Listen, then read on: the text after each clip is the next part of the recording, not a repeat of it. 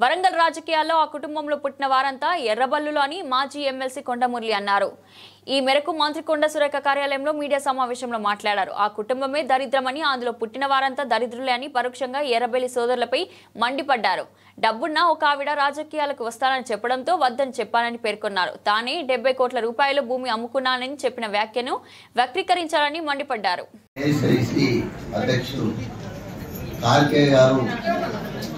హైదరాబాద్ లో ఫైనాన్స్ పెట్టడం జరుగుతున్నది. దానికి మరి పార్లమెంట్ ఇన్ఛార్జ్ గా పెద్దలు సత్యనారాయణ గారు, జనరల్ సెక్రటరీ పెద్దలు పల్లె శ్రీనివాస్ గౌడ్ గారు, ధర్మారావు గారు, ఇద్దరు శ్రీను అంటే రాలేదు, శ్రీను హైదరాబాద్ పోయిండు, శ్రీధర్బాబు వాళ్ళ తమ్ముడు, మరి వాళ్ళ ఇన్ఛార్జ్ ఉంటారు. మరి మనకు మీకు తెలుసు, మరి వరంగల్ జిల్లాలో ఎప్పుడు కూడా ఎక్కడ పోయినా మనమే ఎక్కువ ఉంటాం. మరి మనమే జిందాబాదులు ఎక్కువ కొడతాం. మీరందరూ కలిసి నాకు ఆ నమ్మకం ఉన్నది. కాబట్టి అందరికన్నా ఎప్పుడు ఎంత మంది మనల్ని అప్రిషియేట్ చేస్తారో వాళ్ళు చూస్తారు, వచ్చి మళ్ళా పెద్దలు మళ్ళా ఆలోచిస్తారు, ఆడ రిపోర్ట్ ఇస్తారు. కొండా సురేఖ మంత్రి గారి కాన్స్టిట్యూన్సీ నుంచి ఇంతమంది వచ్చిండు అని వాళ్ళు రిపోర్ట్ ఇస్తారు.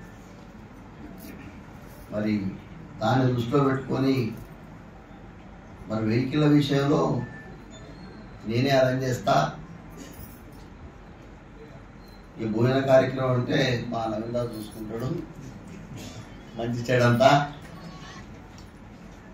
ఎందుకంటే నేను ఏమంటాడు కాబట్టి ఉండే కాబట్టి నవీన్ చూసుకుంటాడు. కాబట్టి అందరూ కూడా మరి ఈరోజు రేవంత్ అన్న, మరి మహేష్ అన్న, మరి వీళ్ళంతా ఒక బీసీ నాయకుడు మహేష్ అన్న అయ్యారు, బీసీ ప్రెసిడెంట్ అంటే మనం సంతోషపడాలి. మరి రేవంత్ అన్న కూడా మరి ఇంకో 10 ఏళ్ళు ఉండాలని కోరుకుంటున్నా.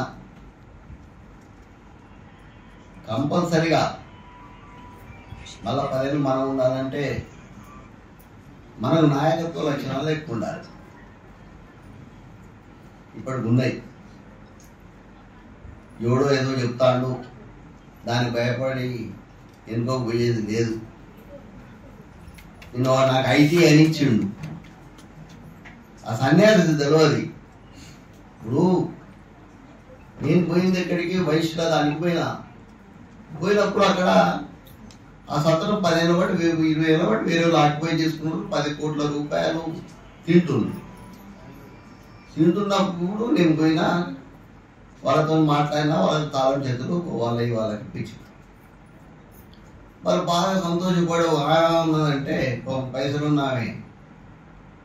ఆ తల్లి ఏమన్నదంటే నాతోని ఎలక్షన్ నీకు అయితే నేను పైసలు ఇస్తానన్నది. అంటే నేను వద్దు తల్లి, నేనే మొన్న 70 కోట్లు అమ్ముకున్నా అంటే దాన్ని ఎలక్షన్ కమిషన్కి ఇచ్చిండు వాడు. ఈడ ఎర్రబల్లులు ఉంటాయి, మన దగ్గర లేవు, ఇలా లేవు ఎర్రబల్లులు. ఆ కుటుంబం దరిద్రమైన కుటుంబం. మంత్రివర్యులు అక్క సురేఖ గారు ఈరోజు మరి అవైలబుల్ లేకపోవడం, మాకు లేకపోవడం, వారికి మేము కాల్ చేసి సంప్రదిస్తే నేను కొంత బిజీలో ఉన్నాను, మీరు మురళి గారిని కలిసి సమావేశం ఏర్పాటు చేయండి అని ఇవాళ ఆదేశాలు. అక్క అన్నగారు కూడా అంటే బంధుత్వం ముందుంటారు చెప్పడం జరిగింది. దాంట్లో భాగంగా ముఖ్యంగా పార్లమెంట్కు ఒక ఉపాధ్యక్షుడు, 3 ప్రధాన కార్యదర్శుల్ని వేయడం జరిగింది. వరంగల్ పార్లమెంట్కు చిత్త సత్యనారాయణ నన్ను ఉపాధ్యక్షులుగా మరియు ప్రధాన కార్యదర్శులుగా మన రుద్దిల్ల శ్రీనుబాబు ధర్మారావు గారు, మన శ్రీనివాస్ గౌడ్ గారు, మా ముగ్గురిని ఇవ్వడం జరిగింది.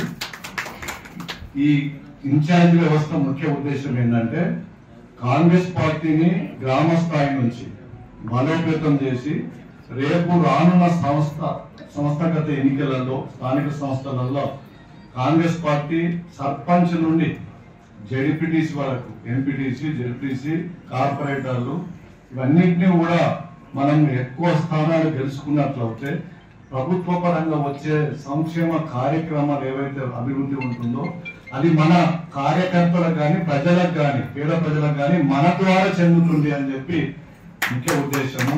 అలా కాకుండా స్థానికంగా సర్పంచ్ కానీ ఎంపీటీసీలు కానీ జడ్పీటీసీలు కానీ కార్పొరేటర్లు వేరే పార్టీ వాళ్ళు ఉంటే వడ్డించేది మనం అయినప్పటికీ కూడా వడ్డించేది వాళ్ళు అవుతారు, వండి పెట్టేది మనం అవుతాం. పేదవారికి వస్తుంది, వారికి వస్తుంది. మనకు ముఖ్యమంత్రి మనం ఉన్నాం, ప్రజాపాలన రాష్ట్రంలో కొనసాగుతుంది. అన్ని మనమే ఉంటే ప్రజాపాలన ద్వారా పేదవారికి లాభం